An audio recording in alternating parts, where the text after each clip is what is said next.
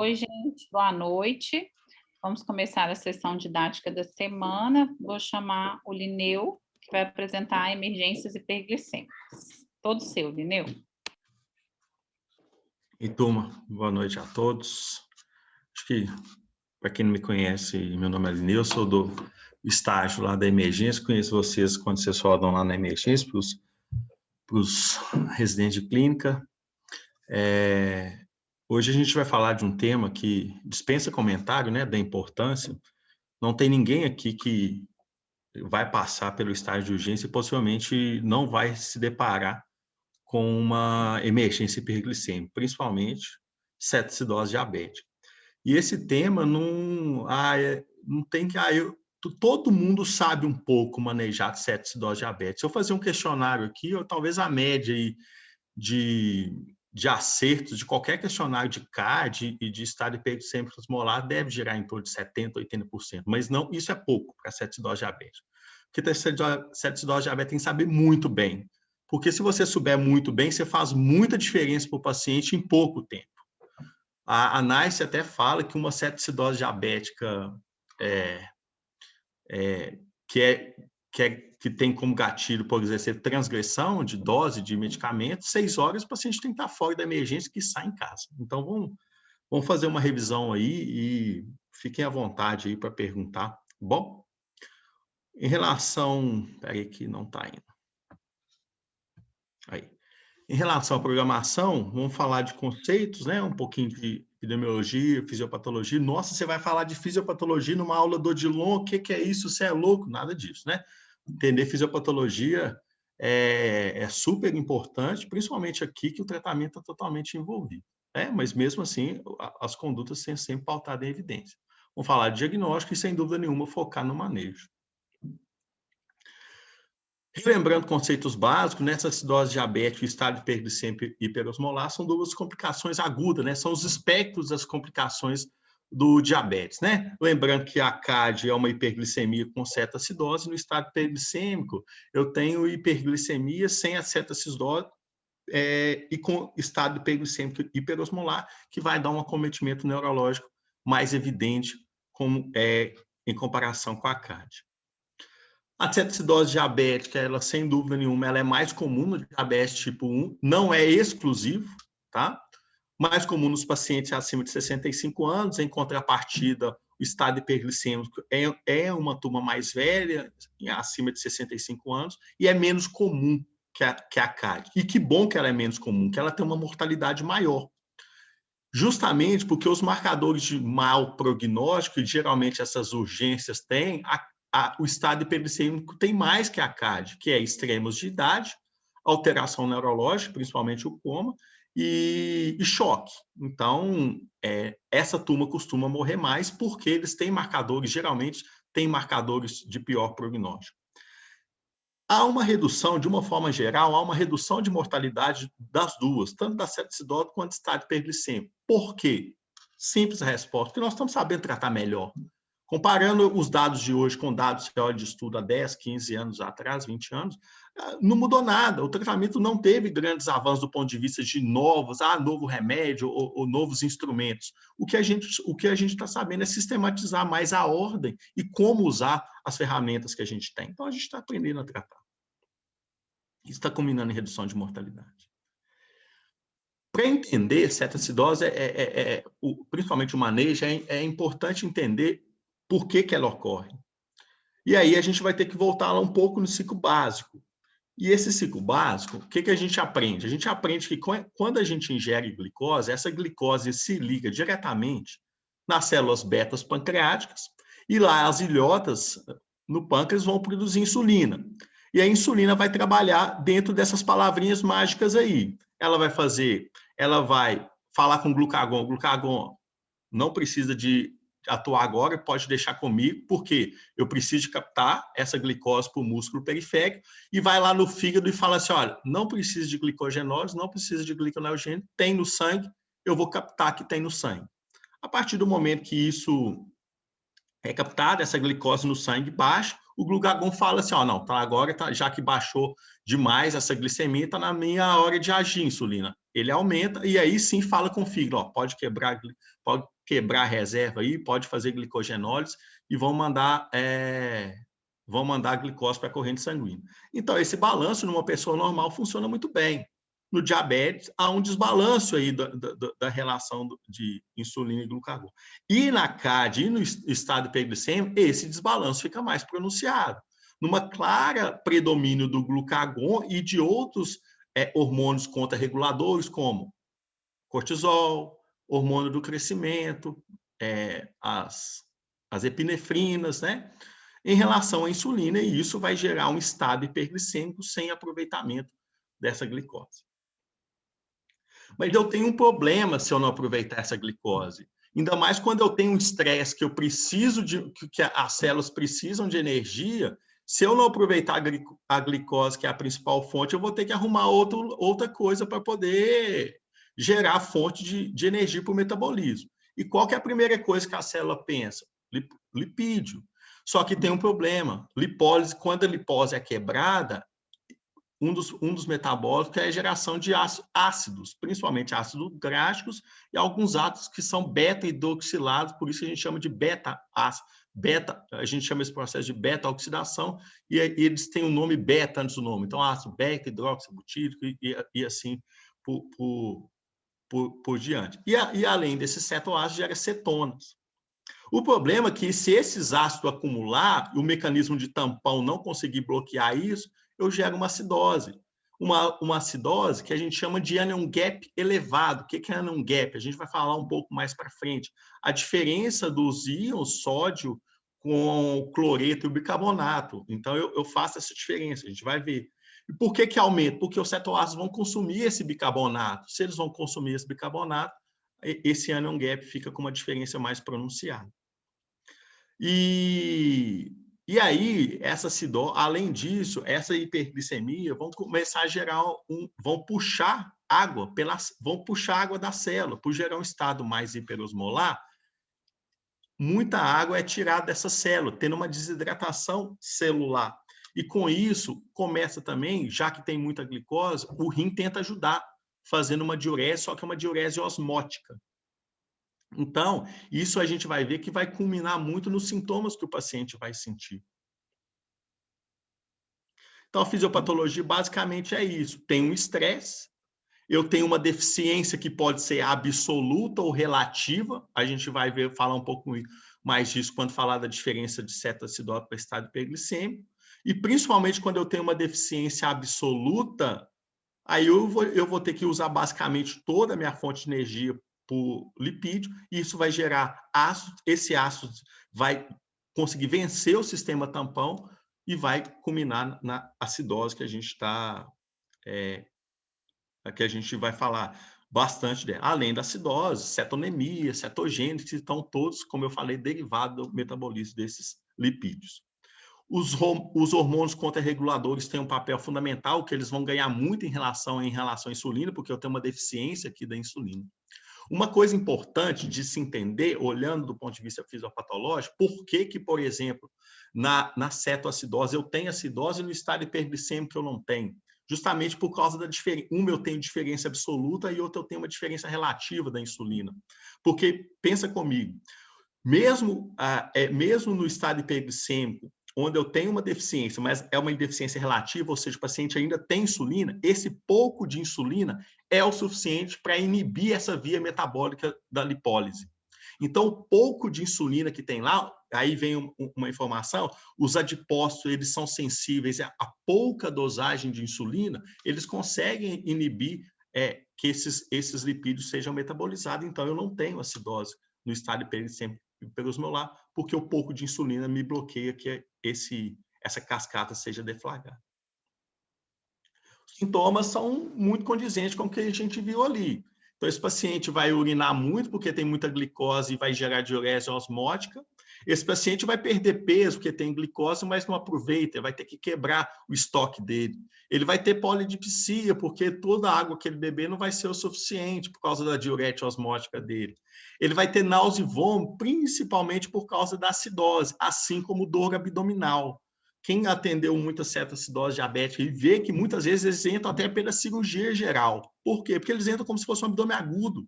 Haja vista a dor abdominal dele. E a dor abdominal, segundo estudos observacionais, ela tem total correlação com a gravidade da acidose, ou seja, quanto mais grave a acidose, mais intensa costuma ser a minha dor abdominal. Coisa que não é comum de ter dor abdominal num paciente com estado hiperglicêmico. Por quê? Porque eu não tenho acidose, então eles não costumam ter tanta dor abdominal, e sim alteração do estado mental, que é mais comum no estado hiperglicêmico por causa da osmolaridade. E na cetoacidose não tenho tanta alteração do estado mental, porque eu não tenho tanta elevação da osmolaridade. Então, é só para vocês terem ideia que os sintomas são bem compreendidos, não são decorados, a partir de você entende o que está acontecendo de fato com os defeitos que estão acontecendo com esse paciente. Sinais de hipovolemia, né, todo mundo acho que sabe ver, sinais básicos, né, de mucosa, de prega, de hipotensão postural, ultrassom na sala de emergência ajuda muito, mas as hipovolemias, os extremos, ela não precisa de ultrassom, né? O paciente taquicárdico, com hipotensão postural, com mucosa muito seca, com olho fundo, ele não precisa de ultrassom para ver que esse paciente está hipovolêmico. Geralmente o eletro é uma taquicardia sinusal. O padrão respiratório desse paciente, eu não consegui, infelizmente, colocar o vídeo aqui, que não projetou na hora de passar para o PowerPoint, mas eu acho que todo mundo, se não viu, é muito fácil, é só digitar no YouTube. A respiração de Kussmaul, aquela taquipneia superficial, intensa, sem um esforço importante, no sentido de compensar o quadro metabólico através do respiratório. E, geralmente, o que deflagra isso? Isso é muito importante. Não adianta você fazer o manejo correto da cetoacidose se você não sabe o que gerou o gatilho. Senão, você vai encher a sua piscina com ralo aberto. O principal deles, sem dúvida nenhuma, é aqueles dois ali. É descontinuidade ou terapia aquém do que o paciente precisa e infecção. E aí, sempre pensar, para aí já ser um pouco mais maldoso, IAM. IAM é muito comum, o paciente, às vezes, até aquela dor abdominal que pode ser da acidose, muitas vezes pode ser equivalente também, o paciente já é diabético, então ele já tende a ter um pouco mais de sintomas atípicos, então sempre ficar, o eletro do paciente com cetoacidose tem que ser de rotina. Ah, mas ele é jovem, mas ele é diabético. Então, o eletro é uma coisa básica no paciente admitido com cetoacidose.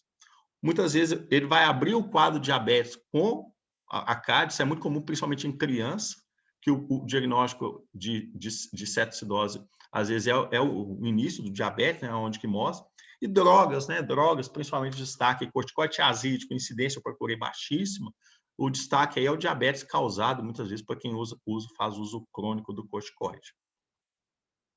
Então, nunca esquecer de todo paciente, você vai passar o plantão para o seu colega, ó, esse aqui é uma CAD leve, moderada ou grave, e qual é o gatilho? Logo em seguida tem que ser o gatilho, para o colega já saber se ele vai ter que procurar, se você não achou, e se você achou, se está ou não otimizado esse tratamento. Então, logo que você falar que é uma cetoacidose diabética, a próxima informação que você tem que passar é qual foi o gatilho. Na avaliação inicial desse paciente que vai chegar na emergência para você, toda avaliação da emergência ela começa com suporte básico. E aqui não muda. O suporte básico de saber se essa via aérea está tranquila, se esse paciente está respirando bem, se esse paciente está chocado ou não, se o estado neurológico dele me permite prosseguir para o próximo tratamento antes de garantir uma ventilação, e o que ele tem no externo, na avaliação externa dele. Esses exames são básicos também, que não pode faltar. Glicemia, óbvio, eletrólitos, hemograma, EAS, muitas vezes a gente usa para dosar cetonúria, né? Porque a gente pode dosar, a gente vai ver no diagnóstico, tanto cetonemia quanto cetonúria, pré-diagnóstico. Tá? Osmolaridade tem que saber calcular, gente, eu vou falar isso um pouco mais. Gasometria, eletro, como eu falei, a hemoglobina glicada é o seguinte. Será que eu tenho que pedir hemoglobina glicada na emergência? Hemoglobina glicada, o que ela pode te ajudar? Saber se aquela descompensação é totalmente aguda ou se é um cara que já não controla mesmo a doença dele e simplesmente está tendo uma evolução natural da doença ou ele não precisa de um gatilho tão importante para descompensá-lo. É totalmente uma cetoacidose, um cara que tem glicada de 11, um cara que tem uma glicada de 7. O raciocínio que eu vou ter é diferente. Eu preciso disso na emergência? Não necessariamente. Talvez mais quem que vai usar muito essa informação talvez seja o paciente quando ele for para a enfermaria para fazer um plano de cuidado para ele mais estendido, mais para fora. Pessoal, o cara com glicemia de 11, opa, peraí, você está fazendo muita coisa errada aí, né? Então, mas na emergência, o manejo agudo não muda, né, de acordo com a glicada. E as alterações, o que eu tenho de alterações esperadas? Hiperglicemia, óbvio.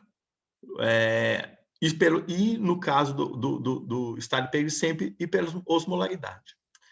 Gente, aqui eu quero também salientar que essa osmolaridade no paciente com às vezes cetoacidose pode vir um pouco a mais, mas é um pouco a mais. Lineu, o que é um pouco a mais? Uma osmolaridade que o normal, osmolaridade efetiva, que a gente calcula 2 vezes o sódio mais a glicose sobre 18, essa osmolaridade efetiva é em torno de 280, 290. No CAD pode vir um pouquinho alterado, 295, às vezes pode vir. Agora, o estado hiperglicêmico é 310, 320. Então, são os extremos que vão te chamar a atenção. Em relação à leucocitose, que a gente vê muito o debate lá na emergência, tá com uma leucocitose, então eu acho que tem que dar antibiótico, né? Leucocitose aí de 20 mil, 30 mil. O que o UpToDate pontua, ou a ADA pontua sobre relação à leucocitose? É normal ter uma leucocitose? Com certeza, você está diante de um estresse importante. Então, leucocitose, com certeza, você vai ter. O não esperado é não ter leucocitose. Isso é não esperado. Agora, a magnitude da leucocitose, ela é importante para a tomada de decisão. Por quê? Porque tem alguns estudos retrospectivos que mostram que pacientes que tinham leucocitose maior que 25 mil ou tinham um desvio, tinham bastonemia, esse paciente, a taxa de infecção dele, de infecção bacteriana neles, era alta. Então, se você tiver diante de uma leucocitose no extremo, e esse extremo eu dou nome, leucocitose acima de 25 mil com bastonemia, esse paciente tem limiar, sim, para começar antibiótico até você entender o que está acontecendo. Os demais, talvez, a tendência é de ser estresse mesmo para ela própria, cetoacidose. Então, para me fechar, né, o diagnóstico até aqui, o que eu preciso? Na cetoacidose e hiperglicemia, acidose com anion gap elevado. Vão lembrar o que é anion gap? É a diferença do sódio com cloreto e o bicarbonato. Qual que é o normal de anion gap? 8 a 12. Você pode ver referência até de 6 a 10. Cetonemia positiva. Eu vou ser muito sincero, eu discordo, assim, mas o que está escrito no UpToDate é que tem que ter cetonemia positiva. Eu acho que uma acidose hiperglicêmia com anion gap elevado, eu não vejo outra coisa a não ser cetoacidose diabética. Mas o UpToDate coloca para documentar cetonemia. Coisa até que eu estava trocando ideia com o Braga, e ele também assim, vê pouco sentido na cetonemia se o paciente preencher esses outros critérios. Já no estado hiperglicêmico, é óbvio, também a hiperglicemia, que tende a ser bem mais acentuada, enquanto aqui eu estou falando de 350, 400, aqui eu estou falando de 600, 700, até mais, 1000, já vi. Hiperosmolaridade, o que eu estou falando de hiperosmolaridade? 320, 310, geralmente acima de 300, tá? Aqui eu não costumo ter cetonemia, óbvio, eu não tenho cetoácidos, e aqui eu tenho alterações neurológicas que eu não costumo ter. Por quê? Porque a alteração neurológica vem do estado hiperosmolar. Como aqui eu não tenho estado hiperosmolar, a tendência é eu não ter aqui. Como eu tenho aqui, né? E esse alteração neurológica tem um espectro muito, muito amplo. Pode ser um rebaixamento sensório, pode ser um coma, pode ser um déficit focal. É claro que se um paciente chegar com déficit focal, a primeira coisa você vai excluir AVC. Mas se você não achar AVC e ver o estado hiperglicêmico, está bem explicado.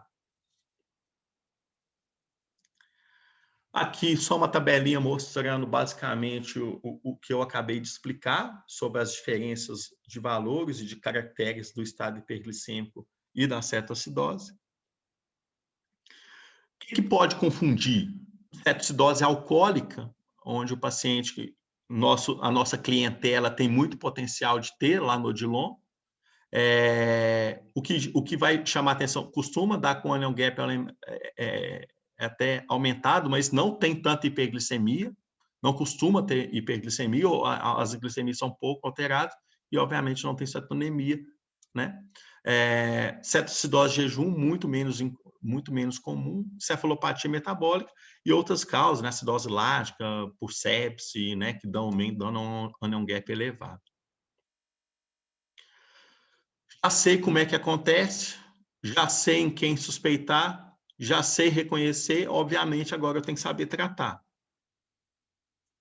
E a base do tratamento é correção de substrato eletrolítico e insulinoterapia. Poderia parar só aqui, que a base é essa mesmo. Só que a grande questão, o que diferencia o cara tratar bem ou não tratar bem uma cara, todo mundo sabe isso. Eu acho que se jogar na Praça 7, como é que trata cetoacidose diabética lá? Eu acho que 30% vai falar, tem que dar soro e tem que corrigir as vitaminas lá, que o leigo chama de eletrólise de vitamina. Então, todo mundo vai saber. A grande questão é saber como usar isso. Saber quanto usar, como usar, quando usar.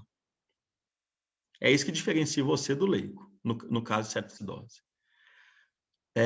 Então, quais são as etapas? A primeira coisa, sem dúvida nenhuma, é a reposição hidroeletrolítica, né? Por quê? A reposição hidroeletrolítica, além de reestabelecer o seu intravascular e dar o suporte básico para o paciente, ela também ajuda na própria otimização, ela diminui a resistência à insulina. Então, o pouco de insulina que tiver lá, quando você reexpande o cardiovascular, aquela insulina vai até melhorar a performance dela, porque vai melhorar a perfusão.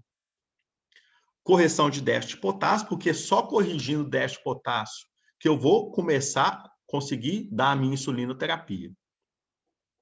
E sempre, sem dúvida nenhuma, procurar seu precipitante, tratar seu precipitante. E você vai seguir esse pilar e seguir a beira do leito.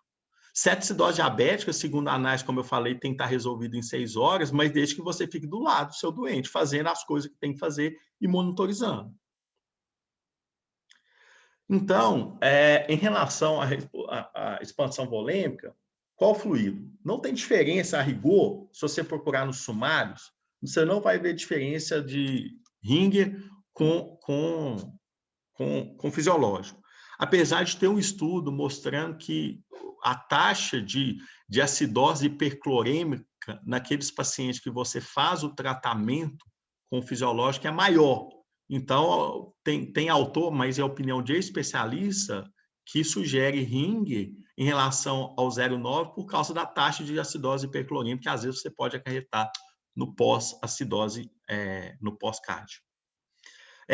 Então, quanto que você deve falar? Olha, procurei muito em relação a valores. Os valores, eles não podem ser encarados de forma religiosa, eles têm que ser um norte para você.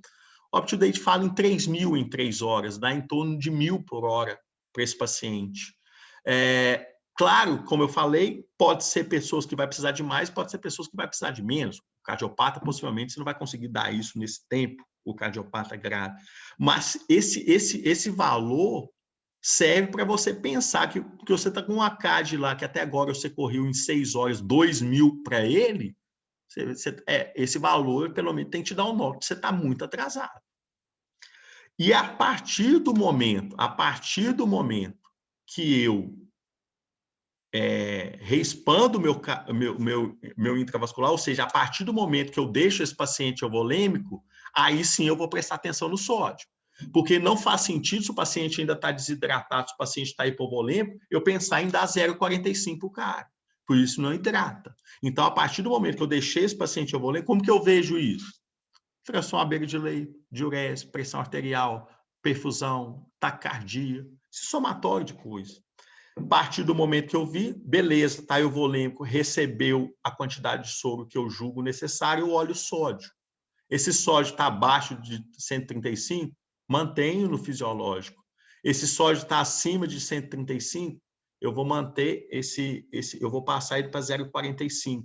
Geralmente, com a metade da infusão que você estava deixando o seu fisiológico. Então, se você deixou um fisiológico de manutenção a 300 ml hora, a tendência de quando você fazer a transição para o 0,45 é você deixar metade dessa dose. Lembrar que o sódio real do paciente tem que ser corrigido pela hiperglicemia. Está aqui o quadradinho da gente acrescentar 2 mEq a cada 100 a cada 100 de glicose acima de 100. Como assim? Se eu tenho 300, quer dizer que eu tenho 3 vezes mais acima de 100. Então, vou acrescentar 6 mEq para o meu paciente, no sódio que vem do laboratório. Se o paciente estiver chocado, é óbvio que eu vou ser mais agressivo, né? O UpToDate fala 20 ml por quilo, assim, livre, tá? Coloquei até esse teto de 50 ml por quilo em 4 horas, mas é como eu falei, variada para você ter um norte, tá? A partir do momento... Aí o próximo passo, beleza, expansão volêmica, ok, né? Eu vou ver potássio. Por que eu vou ver potássio? Porque a minha insulina vai depender do potássio. Então, eu vou ver potássio. Eu vou voltar naquele negócio da glicose, tá? E aí, o potássio, se o paciente está menor que 3,3, eu não vou dar insulina para esse cara. Vou dar o quê? Potássio. E aí, vale uma discussão, um parênteses assim, de como eu dar esse potássio, quanto eu dar, qual acesso que eu dou.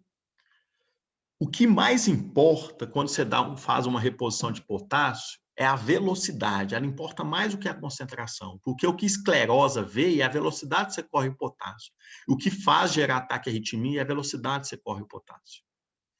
Então, geralmente, um paciente que está com menos de 3,3, você tem que ser agressivo. Você tem que ser agressivo, você precisa dar insulina para ele. Então, o UpToDate sugere até você dar 30, 40 mEq por hora. Mas 30, 40 mEq por hora, ou você divide isso em 2 acessos periféricos, correndo 20 de cada lado, ou você pega um central. Não dá para correr 40 mEq no periférico, não. Lineu, até quanto que eu posso correr seguro no periférico? 10 a 20 por hora. Mais do que isso, você corre muito risco de esclerosar essa veia do paciente. Se o potássio está entre 3 e 3 e 5 e 3, dá para me fazer as duas coisas. Colocar um potássio aí 20 a 30 mEq em cada litro cristalóide de manutenção e dar insulina para esse cara. E se ele está acima de 5,3, não precisa de potássio, não. Dá insulina e fica de olho no potássio, que ele vai baixar. Daqui a pouco ele vai precisar. Mas de inicial ele não precisa. Depois, dei volume, chequei potássio, vou dar insulina. Se eu estou lá no horizonte, que tem recurso para dar e vender, tem lá lispro, tem regular e lispro. A enfermeira te pergunta: doutor, você vai querer usar para esse paciente lispro ou você vai querer que é uma insulina de ação ultra rápida, ou você pode ser a regular mesmo? Talvez você fique pensando assim: nossa, será que não estou adicionando uma coisa melhor? Essa insulina é mais cara, então deve ser melhor. Deixa eu fazer uma pergunta pica aqui no UpToDate. Nem precisa gastar tempo, não faz diferença. Usa a regular, que você tem mais costume com ela, ela é mais estudada. Então, usa ela mesmo, tá? Regular. Dose, que geralmente que a gente começa. Muito fácil a solução, né? A gente usa 1 para 1, então é 100 unidades de regular para 100 de fisiológico. Pelo amor de Deus, nunca faça uma solução, eu já vi isso numa prescrição, numa sala de emergência de outro hospital que eu trabalho, de colocar 100 unidades de insulina e 100 de glicose. Pelo amor de Deus, nunca faça isso. Isso aí é polarizante, outra coisa, né? Que também nem é nessa proporção. E aí, você faz 100, 1 para 1 e vai correr, faz um bolos de 0,3 por quilo, né? E começa a correr 0,1 kg/hora. No paciente de 70 kg, 7 melhor, 80 kg, 8 é melhor. E vai ficando atento, principalmente com potássio, tá? Quando essa glicemia chegar no CAD a 250, no estado hiperglicêmico, no CAD mais ou menos a 200, no estado hiperglicêmico a 300, o ideal é você adicionar uma glicose para esse paciente, uma solução glicosada. Por quê? Osmolaridade não pode cair rápido demais. Isso pode ser ruim para o cérebro. Então, quando chega nesse nível, é bom você ir um pouco mais devagar. E aí a gente tem mais ou menos respeitar a queda de glicose 50, 70 miligramas por decilitro hora. Então, você começou a usar a sua insulina, o cara está 400. Em 1 hora ele foi para 300, está rápido demais, vai devagar, diminui essa insulina. Ao mesmo tempo, dentro de 1 hora, você viu lá, está 480, ou seja, só caiu 20, está devagar demais. Então, você aumenta a sua insulina. Então, essa velocidade te dá um norte também de como vai ser o ritmo da sua glicose. Quando você chegar nos 200, 250, que você for adicionar a glicose, você pode ver se dá para reduzir a insulina pela metade. E aí, toda a atenção do mundo aqui, por gentileza. Quando o paciente está com cetoacidose diabética e não resolveu a acidose ainda e está acidótico, não mexa na insulina, dê mais glicose para o cara. Então, se o cara, mesmo ele chegou lá nos 200, mas ainda tem um pH e um BIC baixo, triplique, quadruplique, quintuplique a glicose que você vai dar para ele, para você poder aumentar a sua insulina e não reduzir. Porque o que vai resolver a acidose é a insulina com glicose. Por quê? Pelo mecanismo fisiopatológico que a gente falou, que quando a gente dá a glicose e dá a insulina, eu desvio aquela rota metabólica da lipose, então eu paro de gerar cetoácidos. Então, aqui, o paciente não tem pH resolvido, não tem BIC resolvido, pode estar a glicose 100, você não vai parar a insulina, você vai aumentar bastante o seu aporte de glicose. O que não tem evidência de muito benefício? Bicarbonato de rotina, pelo contrário, você pode gerar malefício, 2 tipos de malefício. Atrapalhar o pulmão a compensar, que ele está querendo lavar o CO2, você dá bicarbonato, você está dando mais CO2. Então, você pode atrapalhar seu pulmão. E segundo, você pode gerar uma coisa que se chama acidose paradoxal. O que é acidose paradoxal? É um tema mais próprio de residência, nem tanto a gente usa isso na prática clínica, a gente vê isso. Mas é o seguinte, quando você dá bicarbonato para o paciente, você está gerando CO2. E aí esse CO2, ele atravessa a barreira hematocefálica, então ele pode ir para o cérebro e atrapalhar, gerar um quadro acidótico, atrapalhar a hipertensão intracraniana lá. Por que chama paradoxal? Porque no metabólico você está dando bicarbonato, mas no cérebro lá você está piorando a acidose por causa do aumento de CO2 que atravessa lá. Tá? Então, mas quando é que eu vou dar bicarbonato? Quando a situação não dá para esperar a insulina e o volume fazer o efeito que tem que fazer.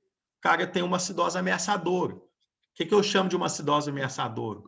pH de 6,9, porque aí a hipocontatividade cardíaca chega a ser ameaçadora. Mas se eu dou como? Se eu dou, eu vou dar 100 mEq, geralmente o óbito dessa dose é sugerido pelo OptioDate. Põe 100 mEq nesse paciente aí, toma cuidado com potássio, tá? Que esse paciente, quando você dá bicarbonato, a tendência do potássio é cair, obviamente, que está diminuindo a acidose.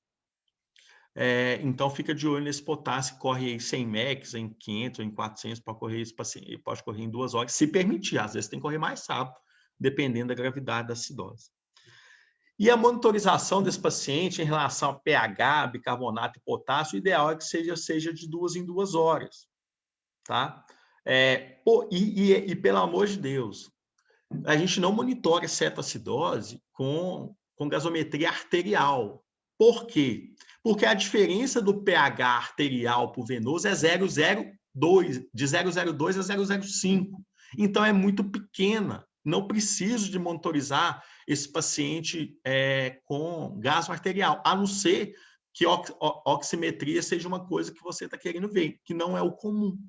Então, as gasometrias de controle desse paciente podem ser, sem dúvida nenhuma, com segurança venosa. Sem dúvida nenhuma, o paciente agradece muito.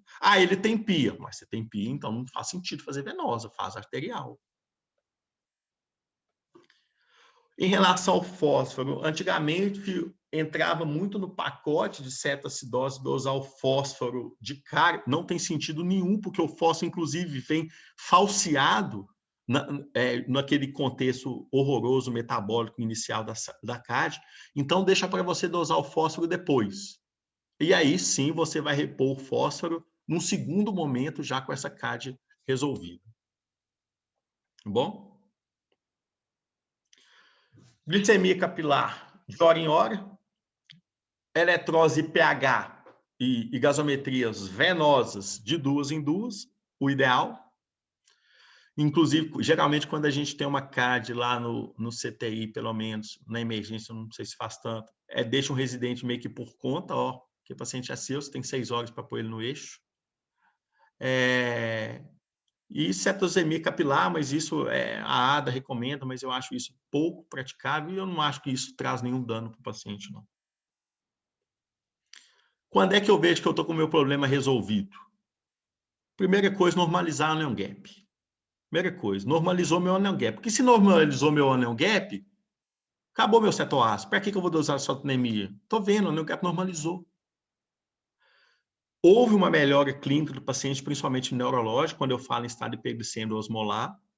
Eu vou mostrar ali no próximo slide, o pH está acima de 7,3, né? O pH está acima de 7,3, o BIC está acima de 15 e o anion gap está abaixo de 12. Beleza. Aí, cetoacidose está resolvida. Né? O paciente está bem, está comida para ele. Mas, aí, então, acabou. Em relação, rapidinho, em relação a da comida, geralmente, assim, resolveu, pode comer, mas antes, inicia para ele insulina que vai ter que sustentar ele quando sair a venosa. E aí, quando sai, então eu vou começar um esquema de ideal basal bolos. O que é o basal bolos? Dá um NPH, mas dá uma regular fixa para o paciente. Por quê? O basal bolos tem um controle melhor do que só o basal. E aí, não vou entrar no mérito aqui de calcular, porque existe existe uma variação para o diabetes tipo 1, para o tipo 2, se o cara é usuário ou não é usuário. Né? Mas geralmente, só para vocês terem um norte, começar com 0,5 por quilo é bom. Aí você pode fazer aquela divisão, 2/3, 1/3, 50, 50, 70, 30. Só que não esqueça que você só vai desligar a insulina desse paciente 2 horas depois, pelo menos, que você começou o basal bolus do paciente. Bom, não desligue de cara, pelo menos 2 horas depois desligue, porque senão você pode deflagrar o sistema todo depois. Depois de todo esse esforço, você pode deflagrar tudo de novo. Complicações. Hipoglicemia, meio óbvio. Hipocalemia, também meio óbvio. Edema cerebral, se você fazer as coisas precipitada demais. Como que eu evito? Sabendo manejar insulina, sabendo manejar potássio e sabendo a velocidade que as coisas devem cair.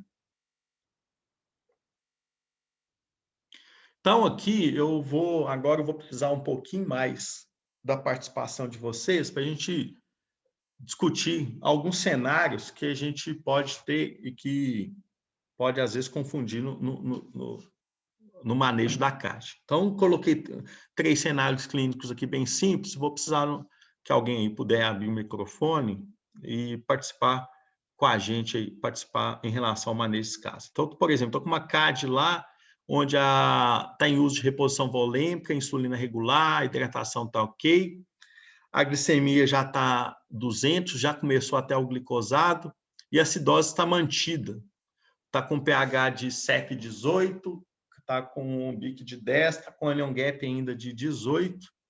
E aí a enfermeira pergunta para você que a glicose está caindo muito rápido, se ela pode diminuir a insulina. Pode, não pode? O que eu faço aqui? O que eu faço, gente? Ajuda aí. Aumentar a oferta de glicose e aumentar a insulina. Perfeito. Então, aqui não está certo, pode estar a glicose aqui de 100. Então, exatamente, vou dobrar aí meu aporte de glicose para poder aumentar a minha insulina, porque geralmente está vendo como é que está o anion gap desse paciente. Esse paciente está bem descompensado ainda. Apesar do valor glicêmico tá bom, isso não mostra nada como está o metabólico desse paciente, que ainda está muito ruim.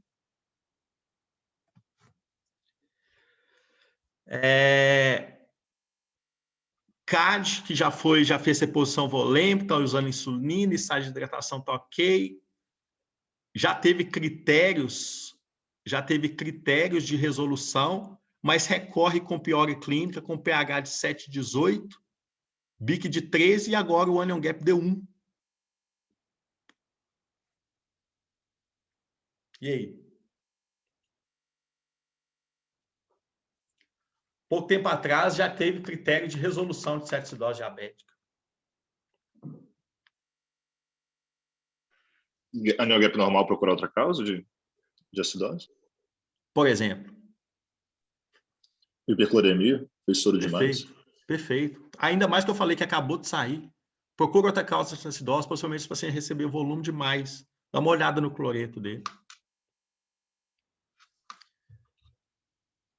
DM1, insulina requerente, em uso de insulina glargina, mais regular, mais metformina, mais empaglifosina. Últimos 3 dias com dor abdominal difusa e muito mal-estar. Exame físico sem alteração relevante, não ser uma taquipnese superficial sem esforço, é o CUSMA-U. Raio-X, eco, propedêutica para TEP, TC de tórax, abdômen, tudo normal. Exames laboratoriais sem alteração relevantes, inclusive glicemia, que está boa, mas com pH de 7,1, BIC de 9, lactato normal. E aí? Anion gap elevado, esqueci de colocar.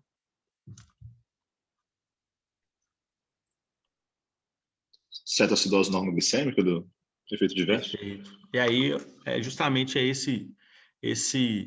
com esse parênteses que eu quero fechar, é a cetoacidose euglicêmica, onde o campeão de audiência são esses novos hipoglicemiantes, os inibidores de SLT2, né? E aí o campeão, tem aumentado muito a incidência disso, porque tem aumentado muito o uso. Qual que é a dica? É uma cetoacidose com a glicemia normal. E no paciente que tem fator de risco, principalmente o usuário desses remédios. Como que eu trato? Geralmente eles não são tão desidratados, eles não precisam tanto de volume, mas eu dou o quê? Glicose e insulina. Porque é assim que eu resolvo cetoacidose. Glicose e insulina. Como a parte volêmica aqui não costuma ser tanto problema, aqui o que eu vou fazer com o cara? Da glicose e da insulina. Da glicose e da insulina. Qual que é o grande problema desse cara? Potássio. Potássio. Fica muito de olho no potássio desse cara, porque você está dando as duas coisas que precisa para despencar o potássio em qualquer paciente, que é glicose e insulina. Glicemia deve ser considerado um sinal vital na emergência, muitas vezes é aí que eu vou ter o gatilho, vou poder ver que aqui tá o problema está aí, né?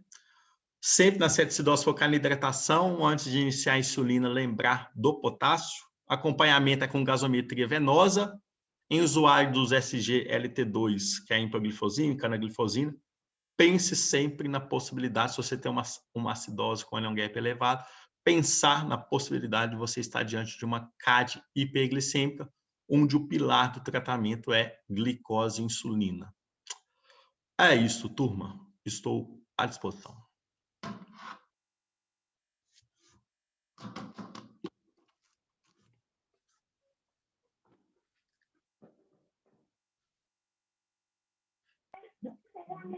Muito boa a sua aula, Lineu. Quem prestou atenção já está expert em cetoacidose. Emelina. A Lineu está falando aí, ó. Emelina. Oi. Tudo bem com você? Sim. Melina Você assistiu a aula, Melina? Não, não tô assistindo, não. Eu tô indo na colônia de férias. Entendi. Muito mais interessante, inclusive. Ai. Então tá. Manda um beijo pro Lineu. Tchau. Ai. Dúvidas, pessoal? Oi, João? Foi ótima aula, Lineu. Obrigada. Que isso.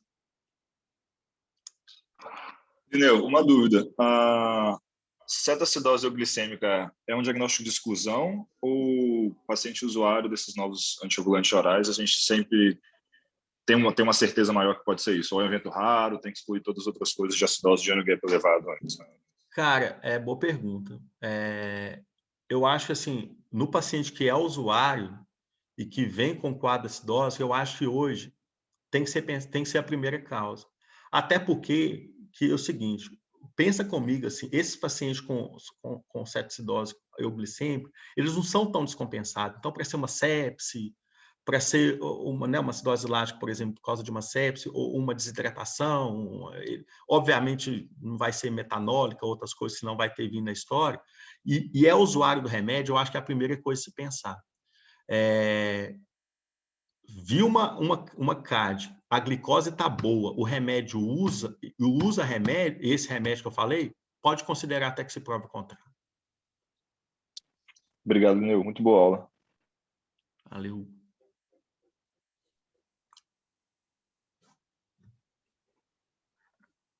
Só lembrando que esses remédios, gente, a gente usa mais, tem aumentado muito a incidência, porque tem tido um uso muito inadvertido. Esses remédios são estudados para diabetes tipo 2. Quem trabalha em ambiente privado vê muita gente usando isso para diabetes tipo 1. E esse remédio a gente não usa para diabetes tipo 1. Então, o uso desenfreado desses remédios, principalmente porque eles têm estudado impacto até cardiovascular dessas drogas, está sendo cada vez mais frequente. E, obviamente, vai cada vez aparecer mais cardioglicemia. Ô, Lineu, falando nisso, caso venha-se a recomendar, ou está recomendando, não estou sabendo, para paciente com insuficiência cardíaca, esses novos antiglicemiantes, mesmo pacientes não tendo diabetes, eu posso pensar nisso ou o paciente tem que ter diabetes para fazer cetoacidose euglicêmica? Boa pergunta. E realmente hoje está usando sim, tem se discutido, né, o uso, não vou entrar nesse mérito, até que talvez não tenha tanta propriedade de falar, desses remédios para o paciente que não é diabético, só pensando no risco cardiovascular.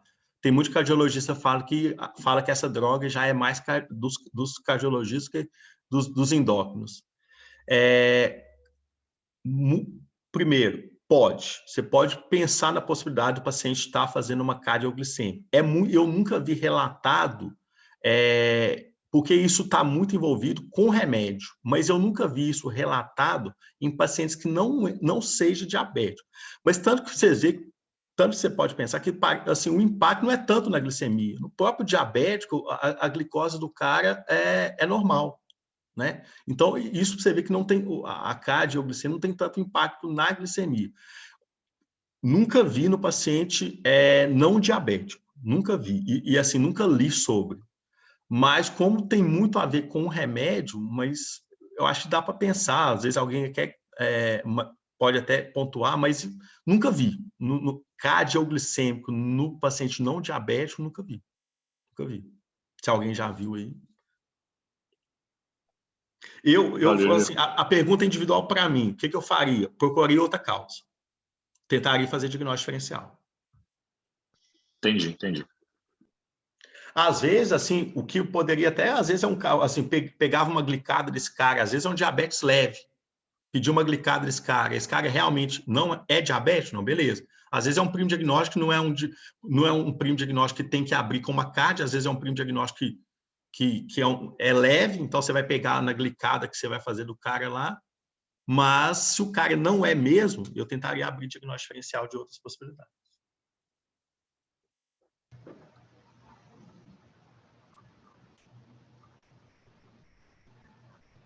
Obrigado, Lineu.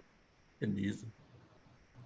Ô, Lineu, parabéns aí pela aula, muito boa. Ô, Lineu, eu vi aí você comentando a questão de se o paciente ainda está com o anion gap aumentado, né, o bicarbonato ainda não está em tendência de normalizar e está com a glicose mais baixa, né, a tendência não é diminuir a insulina regular, muito pelo contrário, né, manter a insulina regular e aumentar o aporte de glicose.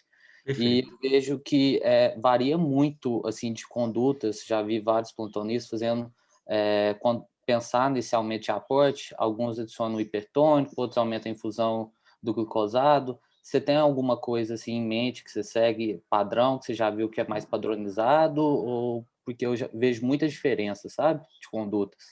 Valeu.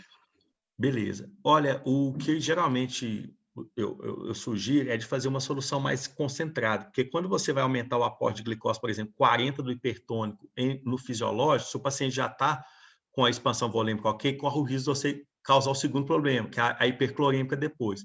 Eu geralmente faço o isotônico com o hipertônico, que aí você não precisa dar tanto volume a mais para o paciente e você dá um aporte de glicose bem maior. Então, quando chega nesse nível, eu preparo uma isotônica com a hipertônica e aí dou nesse formato, aí o cara não vai receber tanto volume, sabe? Então, Beleza, isotônica entendi. com Valeu hipertônica, demais. que geralmente eu faço. Perfeito, valeu.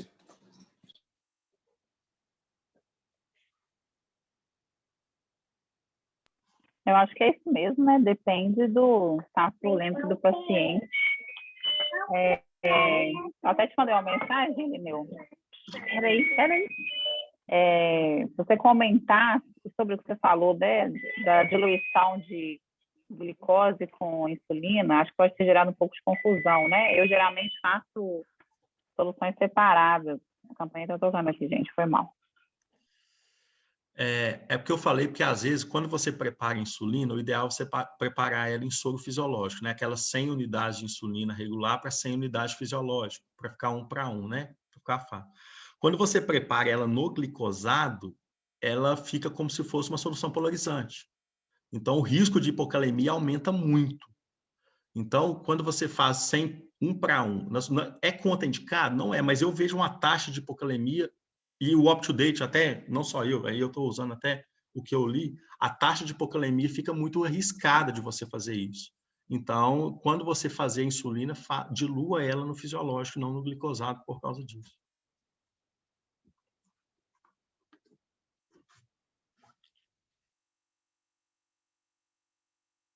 Porque é isso que a gente faz quando a gente quer baixar potássio, né? Da insulina com glicose. Acho que é isso, né, gente?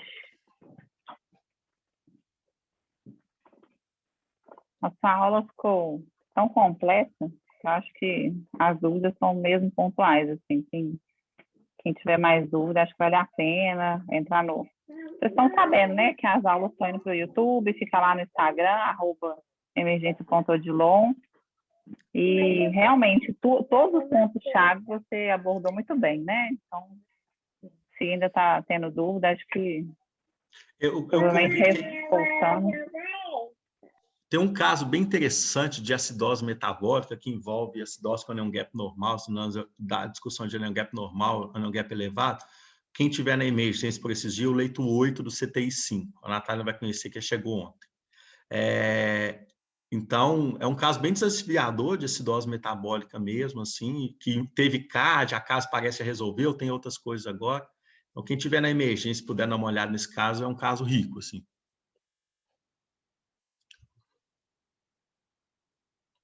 Acho que é isso que eu tinha que falar, Nath. Muito bem.